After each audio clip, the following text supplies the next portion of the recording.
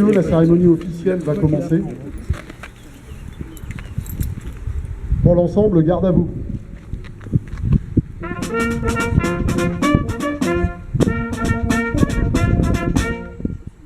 Prêt pour les couleurs?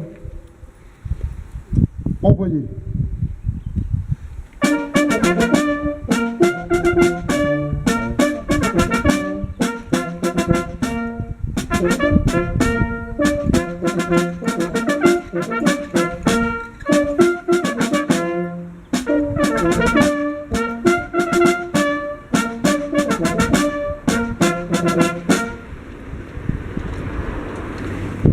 Repos. Dépôt de gerbe au révérend père Bunel.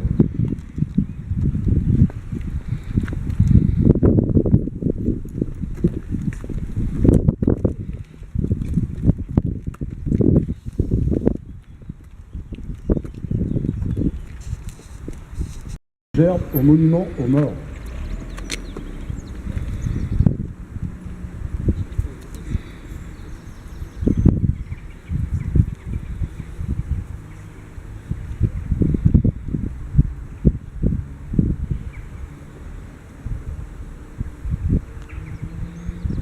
Aux morts.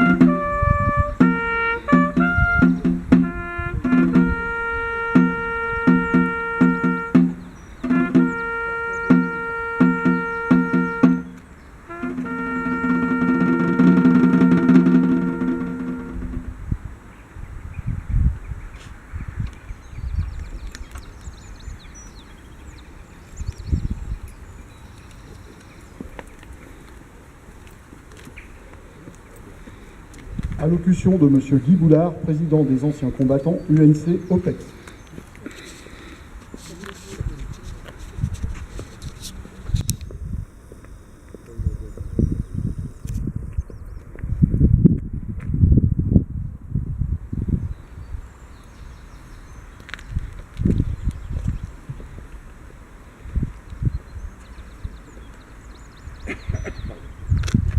Madame Françoise Lemaire de la Croix, conseillère municipale déléguée. Madame la conseillère départementale. Mesdames et messieurs les élus. Mesdames et messieurs les corps constitués. Messieurs les porte-drapeaux. Mesdames et messieurs de l'Harmonie de Barentin. Chers camarades anciens combattants. Chers jeunes, nous voici réunis une fois encore pour accomplir ce devoir essentiel que nul ne peut négliger sans trahir quelque chose d'humain en lui-même, le devoir de mémoire. En ce dernier dimanche d'avril, la France entière se recueille à la mémoire de celles et ceux que le régime totalitaire et orgueilleux, le nazisme, ont arraché à leur foyer, à leur vie, pour les engloutir dans nuit et brouillard. Il y a des chiffres qui écrasent. Plus de 76 000 juifs de France déportés vers les camps d'extermination. Ces milliers de résistants, tziganes, homosexuels, handicapés, opposants politiques, engloutis dans un système industriel de mort conçu par les hommes contre d'autres hommes. Auschwitz, Buchenwald, Ravensbrück, Dachau, Mauthausen, ce sont des noms pas seulement déclinés sur une carte, ce sont des blessures dans la chair de l'humanité. Nous nous souvenons aujourd'hui, non par habitude, ni par protocole, mais parce que leur mémoire exige de nous quelque chose. La vigilance, le courage moral, la transmission. Parmi eux, il y avait des héros, des femmes et des hommes qui ont choisi de la résistance au péril de leur vie, qui ont dit non quand tout commandait à se taire, qui ont préféré l'honneur à la survie. Nous pensons à ceux qui sont revenus brisés, marqués à jamais dans leur cœur et dans leur âme, et qui ont eu le courage de témoigner, raconter l'innommable pour que nous sachions. Nous pensons à ceux qui ne sont pas revenus, à ceux dont il ne reste parfois qu'un nom gravé dans la pierre ou sur une liste, et dont nous sommes désormais les derniers gardiens de la mémoire. L'UNC s'incline devant eux avec une profonde et indéfectible reconnaissance. Mes chers amis, camarades anciens combattants, nous le savons tous, les derniers témoins nous quittent. Dans quelques années, il n'y aura plus personne pour dire « j'y étais, j'ai vu, j'ai survécu ». C'est précisément pourquoi cette cérémonie prend un sens renouvelé. Nous ne nous rassemblons plus seulement autour de ceux qui ont vécu ces horreurs. Nous devenons nous-mêmes les passeurs de mémoire. Je suis moi-même le fils d'un prisonnier qui a passé plus de 4 ans dans un Konzentrationslager en Pologne, à Poznań, près de Malta. Il pesait 36 kilos lorsqu'il est rentré. Je m'adresse aux jeunes. Ne laissez pas mourir cette mémoire. Lisez les témoignages, visitez les lieux de mémoire et surtout, soyez vigilants face au discours de haine, de rejet de l'autre, de désignation des boucs émissaires, car c'est toujours ainsi que le pire commence. Avant de terminer, je vous demande d'observer avec moi un moment de recueillement à la mémoire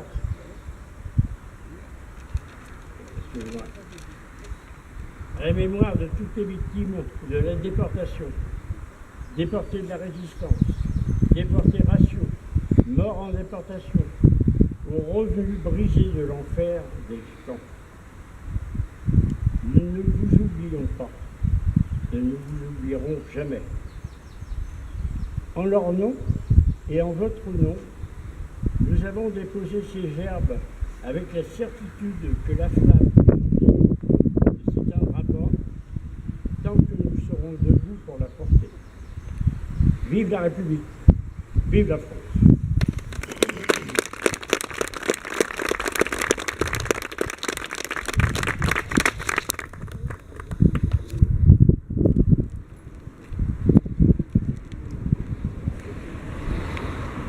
Allocution de M. Serge Seahi, président des anciens combattants ACPG CATM.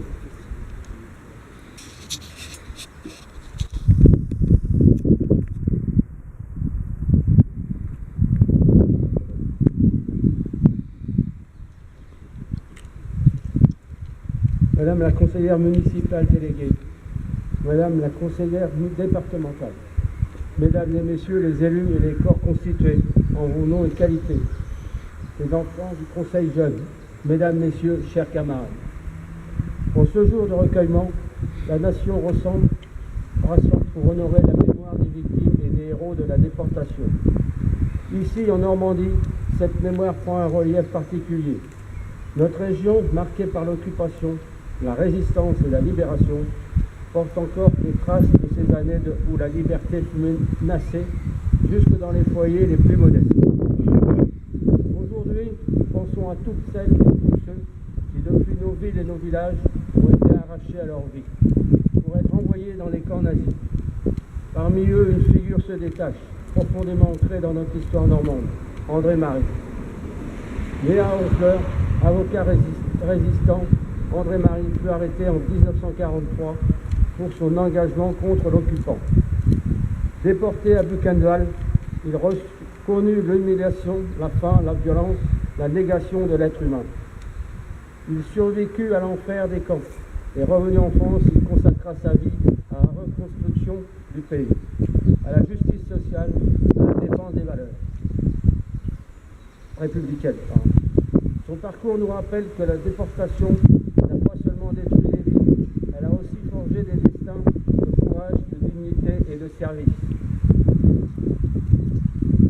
À travers André-Marie, c'est toute une génération de Normands que nous honorons aujourd'hui.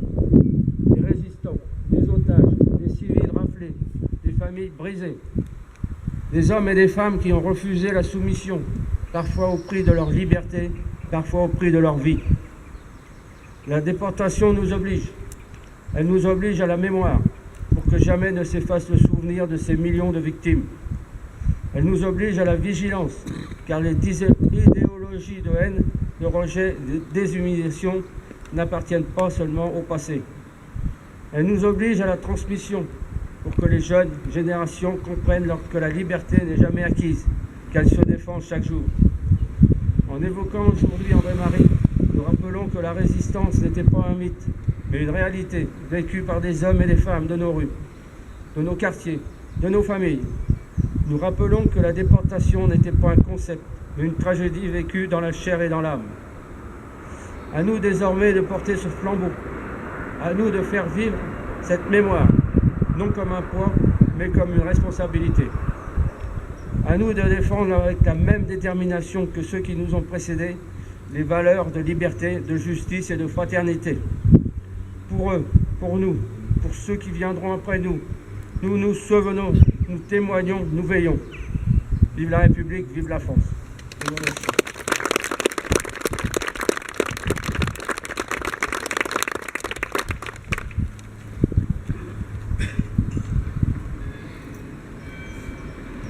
Allocution de Madame Françoise Lemaire Delacroix, conseillère déléguée de la ville de Barentin.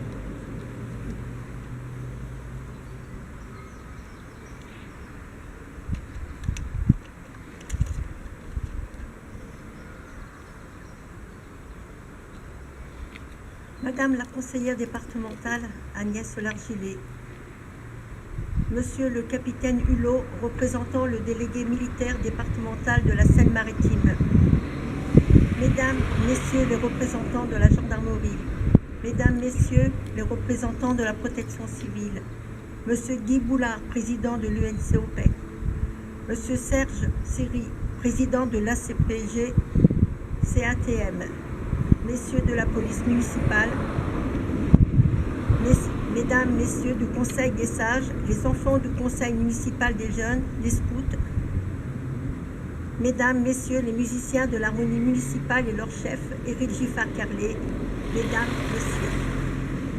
Tout d'abord, je vous prie d'excuser l'absence de Monsieur le maire, Christophe Bouillon, retenu par d'autres obligations. Je vais vous faire la lecture du message rédigé conjointement par la FNDIRP et la FMD et l'UNADIF FNDIR.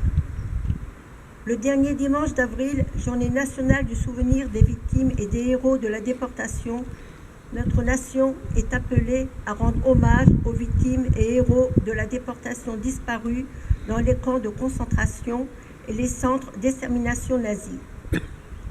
La mort par le gaz, le travail forcé, la faim, la soif, les sévices de toutes sortes, tel était le traitement infligé à tous ceux que les nazis considéraient comme des ennemis du Reich en raison de leur engagement dans la résistance, de leurs choix politiques, de leurs convictions religieuses, de leur mode de vie, ou même sans raison particulière pour toutes les victimes des rafles.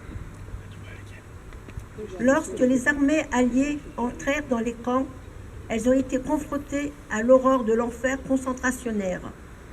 Parmi les milliers de cadavres qui jonchaient le sol, des survivants erraient parmi les décombres, regards vides, corps décharnés, des enfants, des femmes et des hommes dont l'identité avait été retirée pour mieux les avilir.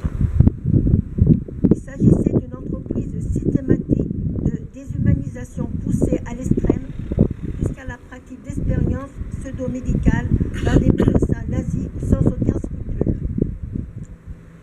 Malgré l'avancée des forces alliées sur tous les fronts, le Troisième Reich n'a pas renoncé à son dessein mortifère. Il ordonne l'évacuation des survivants des camps qui se transforment en d'impitoyables marches de la mort. Les déportés qui sont revenus de cet enfer ont vécu un retour difficile à la vie et à la liberté.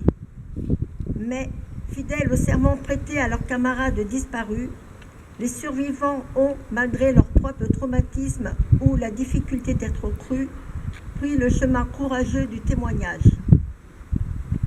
Au moment où les derniers déportés nous quittent, la remémoration de leurs engagements et de leurs sacrifices doit continuer d'être un rempart contre l'ignorance, l'oppression et l'antisémitisme.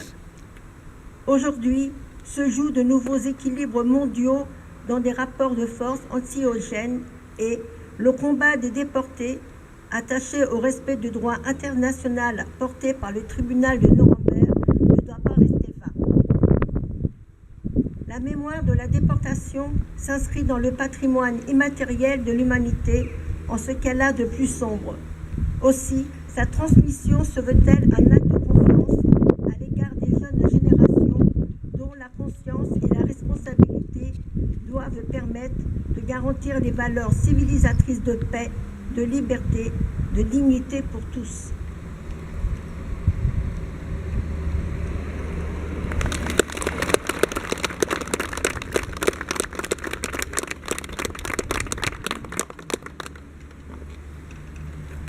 La Marseillaise.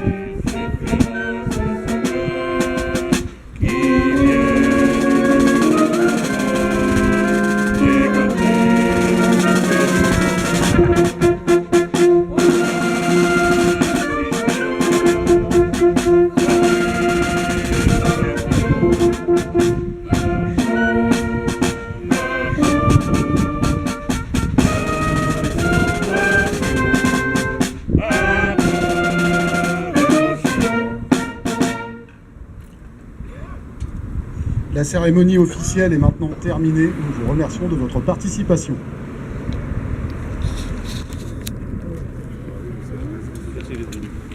Merci d'être venu.